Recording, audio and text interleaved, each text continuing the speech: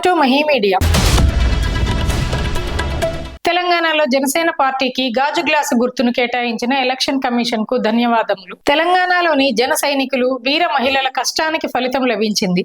Janasena party register party నుండి గుర్తింపు పొందిన పార్టీగా మారింది. రానున్న రోజుల్లో తెలంగాణలో కూడా జనసేన పార్టీని బలోపేతం చేస్తాం. రానున్న స్థానిక సంస్థల ఎన్నికల్లో పోటీ చేసి జనసేన సత్తా చాటుతాం. స్థానిక సంస్థల ఎన్నికలకు తెలంగాణ జనసేన క్యాడర్ సిద్ధంగా ఉండాలి. కాంగ్రెస్ ఎన్నికల్లో ఇచ్చిన హామీలు అమలు చేసేందుకు ప్రజల పక్షాన పోరాడుదాం. మీడియా మిత్రులందరికీ నమస్కారం. జనసేన పార్టీ ఏదైతే రిజిస్టర్ పార్టీ నుంచి గుర్తింపు పార్టీగా ఈ రోజు మాకు ఎలక్షన్ కమిషనర్ గారు తెలియజేయడం జరిగింది. ఎలక్షన్ కమిషనర్ వారికి ధన్యవాదాలు. ఎందుకంటే అనేక కష్టాలతో కూడి ఈ యొక్క పార్టీని పెట్టిన జనసేన అధినేత శ్రీ పవన్ కళ్యాణ్ గారికి జనసేన తెలంగాణ వ్యాప్తంగా ఉన్న కార్యకర్తలు, వీరమహిళల తరఫున ధన్యవాదాలు తెలియజేస్తున్నాను.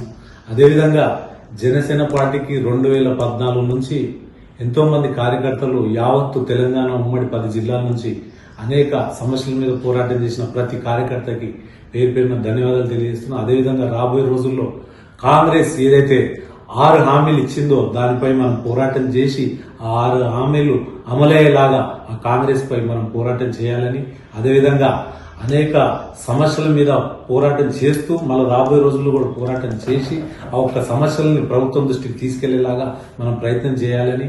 ఎందుకంటే గతంలో ఇంకో పార్టీ ఇంటికో ఉద్యోగం అని చెప్పింది, అది 10 ఏళ్లు పాలించారు.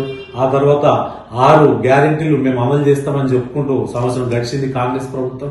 ఇప్పటి వరకు ఎక్కడ కూడా ఒక హామీ తప్ప మిగతా హామీలన్నీ అదే విధంగా ఉన్నాయి. సో మేము రాబోయే రోజుల్లో జనసేన శ్రేణులకు తెలియజేయడం ఏమన్నదిగా, ప్రతి ఒక్కళ్ళు రాబోయే రోజుల్లో మనము ఎంపీటీసీలు కానీ జెడ్పీటీసీ కానీ రాబోయే గ్రేటర్ ఎలక్షన్ లో కూడా మనం సంసిద్ధం కావాలి.